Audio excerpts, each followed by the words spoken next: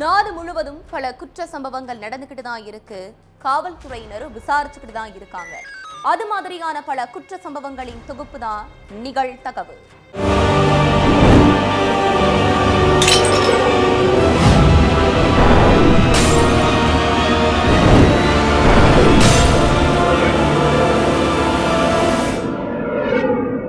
நிகழ்தகவு.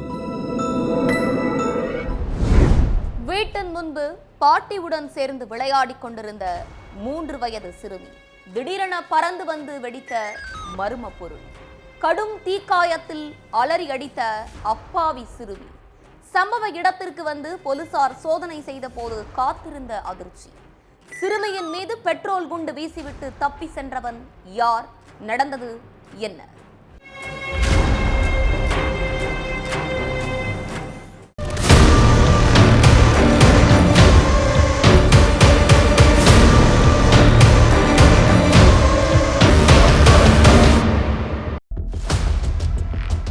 ஊர்ல இருந்து வந்திருந்த பாட்டி கூட 3 வயசு சிறுமி ஜாலியா விளையாடிட்டு இருந்திருக்காங்க. அப்ப எங்கிருந்தோ பறந்து வந்த ஒரு மர்ம பொருள் சிறுமி மேல பட்டு பயங்கரமா வெடிச்சிருக்கு. இதுல பலத்த தீக்காயமடைஞ்ச சிறுமிய பெத்தவங்க வேக வேகமா ஹாஸ்பிட்டலுக்கு கூட்டிட்டு போய் சிகிச்சை கொடுத்திருக்காங்க. விஷயம் தெரிஞ்சு சம்பவ இடத்துக்கு வந்த போலீஸ் என்னது வெடிச்சதுன்னு ஆய்வு பண்ணப்பதான் சிறுமி மேல வந்து வெடிச்சது பெட்ரோல் குண்டுங்கிறதும் அது சிறுமிக்கு வச்ச குறி இல்ல, சிறுமியோட பாட்டிக்கு வச்ச குறிதாங்கிறதும் தெரிய வந்திருக்கு. திருவண்ணாமலை போலூர் பக்கத்துல உள்ள விளாங்குப்பத்தை சேர்ந்த 50 வயதான சின்ன பாப்பாவுக்கு 2 பெண் பிள்ளைகள் இருக்காங்க. கடந்த சில வருஷத்துக்கு முன்னாடியே கணவன் இறந்துட்டதுனால கூலி வேலை செஞ்சு 2 பெண் பிள்ளைகளையும் வளர்த்து அவங்களுக்கு கல்யாணம் செஞ்சு வச்சிருக்காங்க. அப்ப 2 பிள்ளைகளும் கல்யாணமாகி வெளியூர்ல வாழ்ந்துட்டு இருக்காங்க. விளாங்குப்பத்துல தனியா வாழ்ந்துட்டு இருக்கிற சின்ன பாப்பாவுக்கு அதே ஊரை சேர்ந்த 55 வயதான கூலி தொழிலாளி ராஜாங்கிறவர் கூட பழக்கம் ஏற்பட்டு நாளடைவுல அது தகாத உறவா மாறினதா சொல்லப்படுது. ராஜாவும் மனைவியை பிரிஞ்சு வாழ்ந்துட்டு இருக்கிறதா சொல்லப்படுற நிலையில சின்ன பாப்பாவை தன்னோட வீட்டுக்கு வந்து தான் கூடவே வாழணும்னு சொல்லி ராஜா வற்புறுத்தினதா சொல்லப்படுது. ஆனா தனக்கு 2 பொம்பளை பிள்ளைங்க இருக்காங்க, என்னால உங்க கூடவெல்லாம் இருக்க முடியாதுன்னு சொல்லி இருக்காங்க. இது சம்பந்தமா ராஜாவுக்கும் சின்ன பாப்பாவுக்கும் இடையில பிரச்சனை ஏற்பட்டு இருக்கு. இவர் கூட பழகுனதே தப்பா போச்சுன்னு நினைச்ச சின்ன பாப்பா ஒரு கட்டத்துல ராஜா கூட பேசுறதையும் பழகுறதையும் அடியோட நிறுத்தி இருக்காங்க. ஆனா அப்பவும் விடாத ராஜா சின்ன பாப்பா வீட்டுக்கு போய் தான் கூட பேசுன்னு சொல்லி சண்டை போட்டிருக்காரு. ஊர்லயே இருந்தா ராஜா இப்படித்தான் ஏதாவது தொந்தரவு பண்ணிக்கிட்டே இருப்பாருன்னு நினைச்ச சின்ன பாப்பா சந்தவாசல்ல உள்ள மூத்த மகள் வீட்டுக்கு போய் கொஞ்ச நாள் இருப்போம்னு நினைச்சு கிளம்பி போயிருக்காங்க. சின்ன பாப்பா அவங்களோட மூத்த மகள் வீட்டுல தான் இருக்காங்கன்னு தெரிஞ்சுக்கிட்ட ராஜா அங்கேயும் விடாம போய் தகராறு பண்ணி இருக்காரு. ஆனா என்ன ஆனாலும் சரி உன் கூட வரவே மாட்டேன்னு திட்டவட்டமா சொல்லி இருக்காங்க சின்ன பாப்பா. இதனால கடுப்பான ராஜா சின்ன பாப்பாவை கொலை பண்ணணும்னு முடிவு பண்ணியிருக்காரு. சின்ன பாப்பாவை கொலை பண்றதுக்காக தனக்கு தெரிஞ்சவர் ஒருத்தர் மூலமா பெட்ரோல் குண்டு ரெடி பண்ண ராஜா பெட்ரோல் குண்டை மறைச்சு வச்சுக்கிட்டு சின்ன பாப்பாவை தேடி அவங்களோட மூத்த மகள் வீட்டுக்கு போயிருக்காரு. அங்க வீட்டு வாசல்ல 3 வயசு பேத்தி ஆஷிகா கூட உட்கார்ந்து விளையாடிக்கிட்டு இருந்திருக்காங்க சின்ன பாப்பா. அத பார்த்த ராஜா வீட்டிலிருந்து கொஞ்ச தூரம் தள்ளி நின்னு சின்ன பாப்பாவை குறி வச்சு பெட்ரோல் குண்டு வீசி இருக்காரு. ஆனா அந்த பெட்ரோல் குண்டு சிறுமி ஆஷிகா மேல விழுந்து டமால்னு வெடிச்சிருக்கு.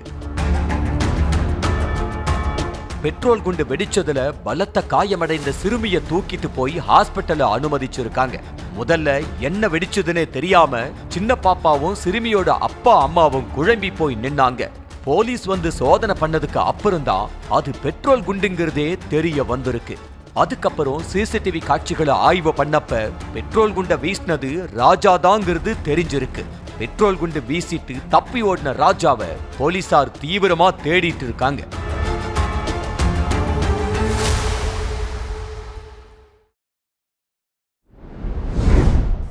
குடும்ப வறுமைக்காக வேலைக்கு சென்ற 17 வயது சிறுமி வேலை செய்யும் இடத்தில் சிறுமியை பாலியல் ரீதியாக சித்திரவதை செய்த தொழிலதிபர். வெளியே சொன்னால் நீயும் உன் தந்தையும் பிச்சைதான் எடுக்க வேண்டும் என மிரட்டல். தொழிலதிபர் கூறுவது போல் நடந்து கொள் என கூறிய கொடூர அத்தை. தந்தை கண்முன்னே சிறுமியை பிரம்பால் சரமாரியாக தாக்கிய கொடூரன். பாலியல் தொல்லை விவகாரம் வெளிச்சத்திற்கு வந்தது எப்படி? தொழிலதிபரை கைது செய்ததா போலீஸ்?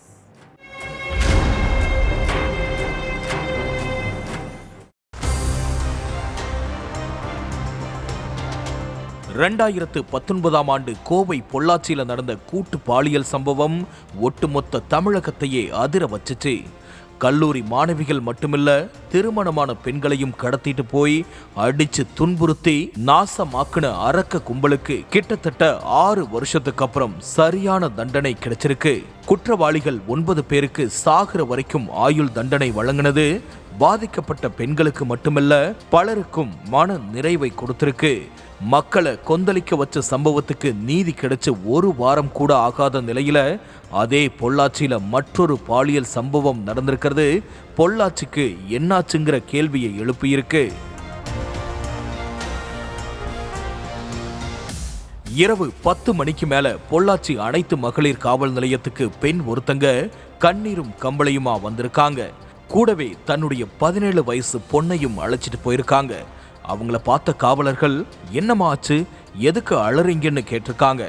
அதே நேரம் சிறுமியுடைய உதடு, கை, கால்னு அங்கங்க ரத்த காயங்கள் இருக்கிறத பார்த்தவங்க 2 பேரையும் சேர்ல உட்கார வச்சு பொறுமையா விசாரிச்சிருக்காங்க. அதுல தான் 17 வயசு சிறுமிய தொழிலதிபர் ஒருத்தர் பாலியல் வன்கொடுமை செஞ்சத தாய் புகார் தெரிவிச்சிருக்காங்க. அவங்க கொடுத்த புகாரை வச்சு வழக்கு பதிவு பண்ண போலீஸ் அவங்க கிட்ட விடாம விசாரிச்சிருக்காங்க.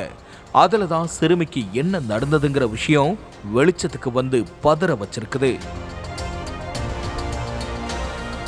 செட்டிப்பாளையத்துல குடும்பத்தோட வாழ்ந்துட்டு வந்த கூலி தொழிலாளிக்கு 17 வயசுல ஒரு பொண்ணும் 12 வயசுல ஒரு மகனும் இருக்காங்க. தினக்கூலி வேலைக்கு போய் வாழ்க்கையை நடத்திட்டு வந்த நேரத்துல கணவன் மனைவி இடையில அடிக்கடி தகராறு ஏற்பட்டிருக்குது. மனைவிக்கு எதிர் வீட்டுல உள்ளவரோட பழக்கம் ஏற்பட்டதுதான் சண்டைக்கு முக்கிய காரணமே. மனைவி வேறொரு ஆணோட நெருக்கமா இருக்கிறது பிடிக்காம தன்னுடைய 2 பசங்களையும் அழைச்சிட்டு பக்கத்துல உள்ள தன்னுடைய அம்மா வீட்டுக்கு போயிட்டாரு கூலி தொழிலாளி. இப்ப வரைக்கும் கணவன் மனைவி பிரிஞ்சுதான் வாழ்ந்துட்டு இருக்காங்க. தந்தை மட்டும் வேலைக்கு போய் குடும்பத்துக்காக கஷ்டப்படுறாருன்னு 17 வயசு சிறுமியும் படிப்பை நிறுத்திட்டு வேலைக்கு போக முடிவு பண்ணியிருக்காங்க. அதுக்காக துணிக்கடை, மளிகை கடைகள்னு பல இடங்கள்ல வேலை தேடி அலைஞ்ச சிறுமிக்கு இமாம் கான் வீதியில இருக்கிற ஜவுளி கடையில வேலை கிடைச்சிருக்கு. சின்ன பொண்ணுங்கிறத பயன்படுத்திக்கிட்ட கடை ஓனர் சிறுமிய கம்மி சம்பளத்துக்கு வேலைக்கு எடுத்திருக்காரு. தினமும் 12 மணி நேரம் வேலை பார்த்தும் மாசம் 5000 தான் சம்பளம் கொடுத்திருக்காரு. 2 மாசம் வேலை பார்த்த சிறுமிக்கு உடம்பு சரியில்லாம போனதால வேலையில இருந்து நின்னுட்டாங்க. அதுக்கு பிறகு கூலநாயக்கன் பட்டியில உள்ள தென்னை நார் தொழிற்சாலையில வேலை பார்க்கிற தன்னோட கம்பெனியிலேயே மகளை வேலைக்கு சேர்த்து விட்டிருக்காரு தந்தை. ஆனா நம்ம ஓனரால தான் மகள் நாசமா போறா அப்படிங்கிறது தந்தைக்கு அப்ப தெரியாம போச்சு. குடும்ப வறுமையால வேலைக்கு சேர்ந்த சிறுமிக்கு தொழிற்சாலை ஓனர் அருண்குமார் பாலியல் ரீதியா துன்புறுத்தி இருக்காரு. வழக்கமா ஊழியர்கள் எல்லோரும் 10 மணிக்கு வேலைக்கு வருவாங்க. ஆனா சிறுமியை மட்டும் காலையில 8 மணிக்கு வேலைக்கு வர சொல்லி பாலியல் சித்திரவதை பண்ணியிருக்காரு. அது மட்டுமில்லாம இந்த விஷயம் வெளியே தெரிஞ்சா உன்னையும் உங்க அப்பாவையும் வேலையை விட்டு தூக்கிடுவேன், அதுக்கப்புறம் நீங்க பிச்சை தான் எடுக்கணும்னு சொல்லியிருக்காரு அருண்குமார். அதனால சிறுமியும் அருண்குமார் பண்ற எதையும் வெளியே சொல்லாம இருந்திருக்காங்க. ஒரு கட்டத்துல அவர் கொடுக்கிற பாலியல் தொல்லை தாங்க முடியாம தன்னுடைய அத்தை கிட்ட அருண் பண்ண எல்லாத்தையும் சொல்லி அழுதுருக்காங்க. அதுக்கு கொஞ்சம் கூட கோவப்படாம அட்ஜஸ்ட் பண்ணிக்கோ, அவர் உன் மேல இருக்கிற ஆசையில தானே அப்படி பண்றாரு, அவருக்கு பிடிச்ச மாதிரி இருந்தா தானே நீ நிறைய சம்பாதிக்க முடியும்னு அருவருக்கத்தக்க வார்த்தைகளை பேசியிருக்காங்க. தாய் மாதிரி இருந்து பார்த்துக்க வேண்டிய அத்தையே அப்படி பேசினது சிறுமிய மனசளவுல பாதிக்க வச்சிருக்கு. இதுக்கு நடுவுல சிறுமி முன்னாடி வேலை பார்த்த ஜவுளி கடை ஓனர் தென்னை நார் தொழிற்சாலைக்கு வந்து சிறுமி கிட்ட சத்தம் போட்டிருக்காரு. என் கடையில இருந்த 10,000 ரூபாயை திருடிட்டு இங்க வந்து வேலை பார்க்கிறியான்னு கேட்டு சிறுமிய எல்லோர் முன்னாடியும் தகாத வார்த்தைகள்ல பேசியிருக்காரு. அப்போ நல்லவன் போல மாறின அருண்குமார் குச்சியை எடுத்து சிறுமிய சரமாரியா அடிச்சிருக்காரு. தந்தையும் கூட சேர்ந்து தாக்கியிருக்காரு. அதுல சிறுமி உடம்பு முழுக்க ரணகாயமா மாறி இருக்குது. நான் எந்த பணத்தையும் எடுக்கல, வேலையை விட்டு நின்னுட்டேன்னு என் மேல பழி போடுறாருன்னு சொல்லி அழுதுருக்காங்க சிறுமி. யாருடைய சப்போர்ட்டும் இல்லாம தவிச்ச சிறுமி வேறொரு ஆணோட வாழ்ந்துட்டு வர தன்னுடைய அம்மாவுக்கு போன் பண்ணி தனக்கு நடந்த கொடுமையை சொல்லியிருக்காங்க. என்னதான் இருந்தாலும் 10 மாசம் சுமந்து பெத்த மகள் பாலியல் ரீதியா சித்திரவதை அனுபவிச்சிருக்கிறத தாங்கிக்க முடியாத தாய் மகளிர் காவல் நிலையத்துல கம்ப்ளைண்ட் கொடுத்திருக்காங்க. அடுத்து அருண்குமார் மேல வழக்கு பதிவு செஞ்ச போலீஸ் தலைமறைவான அருண்குமாரையும் சிறுமியுடைய அத்தையையும் தேடிக்கிட்டு வர்றாங்க. வீட்டின் முன் விளையாடிக் கொண்டிருந்த 4 வயது சிறுவன் மாயம். பல இடங்களில் தேடியும் சிறுவன் கிடைக்காததால் பெற்றோர் அச்சம். வீட்டில் இருந்து சிறிது தூரத்தில் உள்ள புதருக்குள் அரை நிர்வாண கோலத்தில் இறந்து கிடந்த அப்பாவி சிறுவன். கை ரேகையினால் சிக்கிய கொடூர கொலையாளி. நடந்தது என்ன?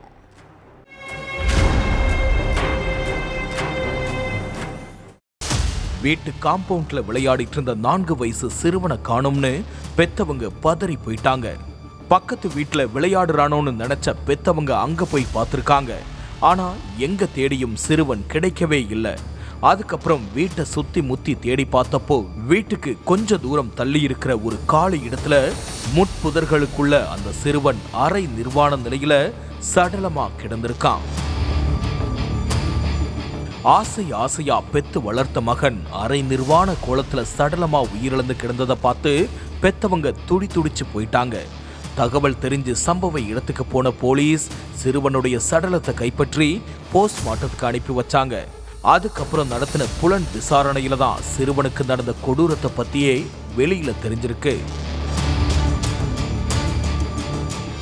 மத்திய பிரதேசம் திகம்கார் நகரை சேர்ந்த 4 வயசு சிறுவன் தன்னுடைய வீட்டு வாசல்ல விளையாடிட்டு இருந்திருக்கான். சிறுவனுடைய பெற்றோர் வீட்டுக்குள்ள இருந்திருக்காங்க. வீட்டுக்குள்ள கண்ணுக்கேற்ற தூரத்துல தான் பையன் நிக்கிறான்னு நினைச்சு பெத்தவங்களும் கொஞ்சம் அசால்ட்டா இருந்திருக்காங்க. சிறுவன் மட்டும் தனியா இருக்கிறத நோட்டமிட்ட பக்கத்து வீட்டு பையனான 13 வயது சிறுவன் நைசா சிறுவன் கிட்ட பேச்சு கொடுத்திருக்கான். தன்னுடைய கையில இருந்த சாக்லேட்டை 4 வயசு சிறுவன் கிட்ட காட்டி சாக்லேட் தரேன் என் கூட வான்னு சொல்லி கூப்பிட்டு சாக்லேட்டை பார்த்த ஆசையில 13 வயசு சிறுவன் கூட நடந்து போயிருக்கான். அந்த 4 வயசு சிறுவன் கொஞ்ச தூரம் தள்ளி ஒரு காலி இடம் இருந்திருக்கு. அங்க ஆள் நடமாட்டமும் பெருசா இல்லாம இருந்திருக்கு. அந்த இடத்துல வச்சு 4 வயசு சிறுவனை பாலியல் ரீதியா துன்புறுத்தி இருக்கான் அந்த கொடூர எண்ணம் படைச்ச 13 வயசு சிறுவன். 13 வயசு சிறுவன் பண்ண வேலையில வலி தாங்க முடியாம அந்த அப்பாவி சிறுவன் கதறி துடிச்சிருக்கான். கத்துனா நம்ம மாட்டிப்போமேன்னு நினைச்சு அந்த பிஞ்சு சிறுவனுடைய வாயை பொத்தி இருக்கான். ஆனா அப்பவும் அந்த சிறுவன் கத்துற சவுண்டு வெளியில கேட்டிருக்கு. இவனை இப்படியே விட்டா கத்தியே நம்மள மாட்டி விட்டுருவான்னு நினைச்ச அந்த 13 வயசு சிறுவன் அப்பாவி சிறுவனுடைய கழுத்தை நெரிச்சு துடிக்க கொண்டு இருக்கான். பக்கத்து வீட்டு பையனை பாலியல் துன்புறுத்தலுக்கு ஆளாக்கி கழுத்தை நெரிச்சு கொண்டுட்டு எதுவுமே தெரியாத மாதிரி தன்னுடைய வீட்டுக்குள்ள போய் நல்ல பிள்ளை மாதிரி உட்கார்ந்து இருந்திருக்கான். விஷயம் தெரிஞ்சு சம்பவ இடத்துக்கு போன போலீஸ் சடலத்தை கைப்பற்றின கையோட கைரேகை நிபுணர்கள் மற்றும் மோப்ப நாயை வரவழைச்சு ஆய்வு செஞ்சிருக்காங்க. 4 வயசு சிறுவனுடைய வீட்டு கதவு, சிறுவன் சடலம் கிடந்த இடத்துக்கு பக்கத்துல இருந்த ஏபி போஸ்ட் உட்பட ஒரு சில இடங்கள்ல பதிவாகி இருந்த கை ரேகைகளை ஆய்வு செஞ்சப்போ அதுல 10 இருந்து 15 வயசுக்குள்ள இருக்கிற ஒரு சிறுவனுடைய கைரேகை பதிவாகி இருந்திருக்கு.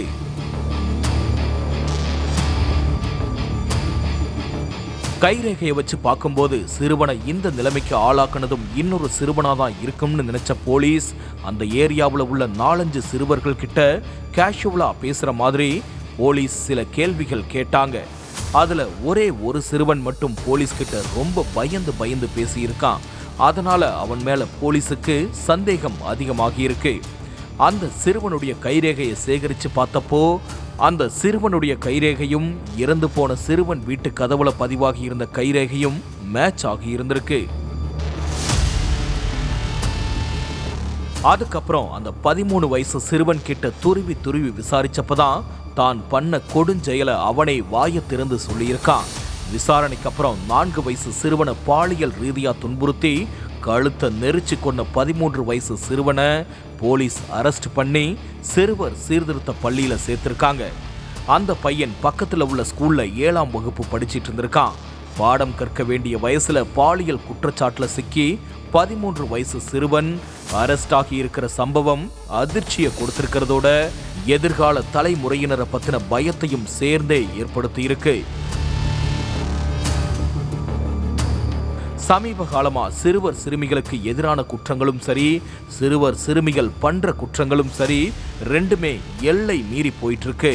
காவல்துறையினரோட சேர்ந்து அரசாங்கமும் இந்த விஷயத்துல தலையிட்டு ஆரம்ப கல்வி படிக்கிற மாணவ மாணவிகளுக்கு விழிப்புணர்வு வகுப்புகள் போன்ற ஏற்பாடுகளை செஞ்சு அவங்கள நல்வழிப்படுத்துற வேலையில இறங்கினாதான் வருங்கால தலைமுறை வளமான தலைமுறையா இருக்கும். இன்ஸ்டா மூலம் 10ஆம் வகுப்பு மாணவியிடம் பேசிய இளைஞர்.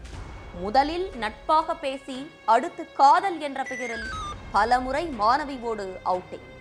பெற்றோர் இல்லாத நேரத்தில் மாணவியின் வீட்டுக்கு சென்று நேக்காக பேசி 32 சவரன் நகையை வாங்கி சென்ற இளைஞர். மாணவியின் மனதை இளைஞர் மாற்றியது எப்படி?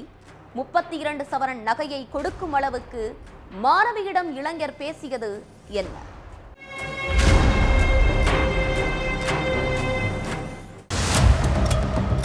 ஐயோ, நகைய காணோமே, யாரு கொள்ளையடிச்சான்னு தெரியலையேன்னு பதறின பெற்றோர் பீரோவோட இன்னொரு சாவி மகள்கிட்ட தானே இருக்கு, அந்த சாவியை எங்கன்னு சிறுமி கிட்ட கேட்டு இருக்காங்க. அப்ப எதுவுமே பதில் சொல்லாம திருன்னு முழிச்ச சிறுமி சாவியை எடுத்து கொடுத்திருக்காங்க. ஆனாலும் சிறுமியோட முகத்துல ஒருவித பதட்டம் இருந்திருக்கு. அதை கவனிச்ச பெற்றோர், ஏன் இப்படி பதறுற, என்ன ஆச்சு, யாரு வீட்டுக்கு வந்தா, உண்மைய சொல்லு, நாங்க அடிக்க மாட்டோம் திட்ட மாட்டோம்னு சொல்லி இருக்காங்க. அப்போதான் சிறுமி பல உண்மைகளை சொல்லி இருக்காங்க. அப்பதான் நகை எப்படி கொள்ளை போனது, யாரு கொள்ளையடிச்சாங்கன்னு தெரிய வந்துச்சு.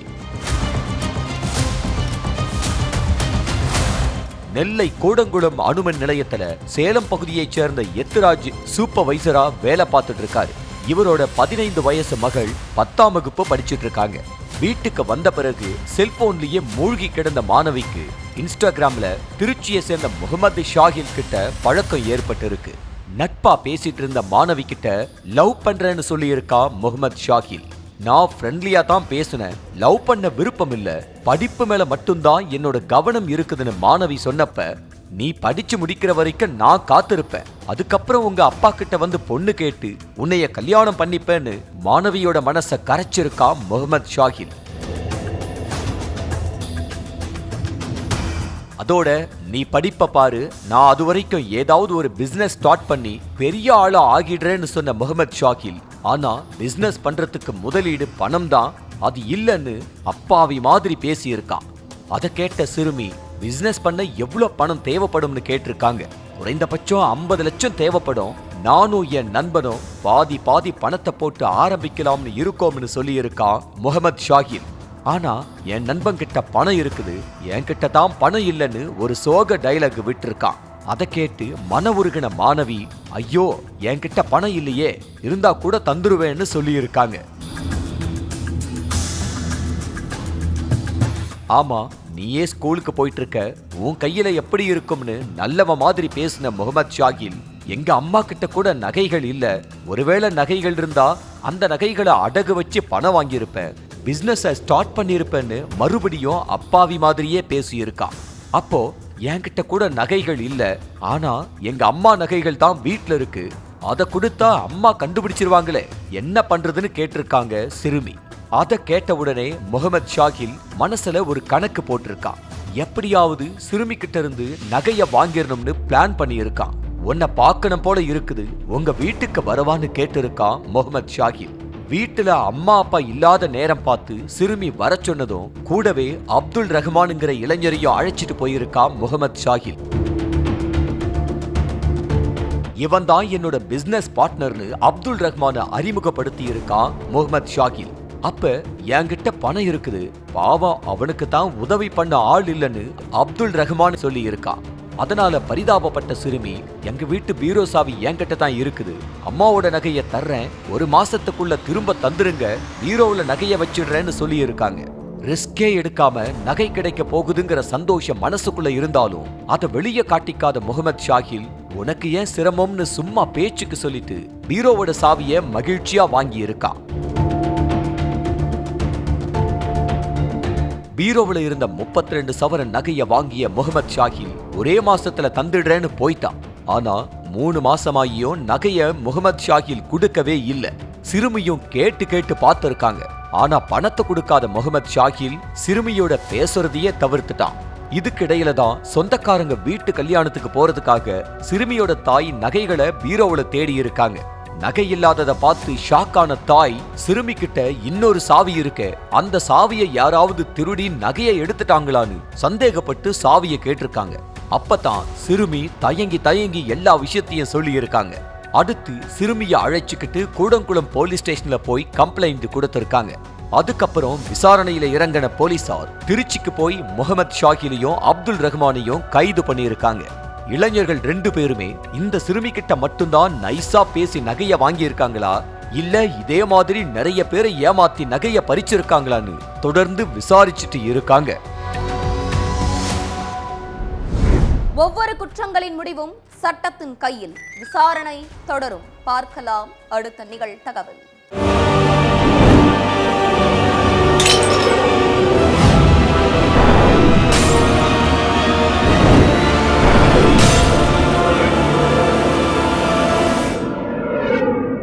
நிகழ்தகவு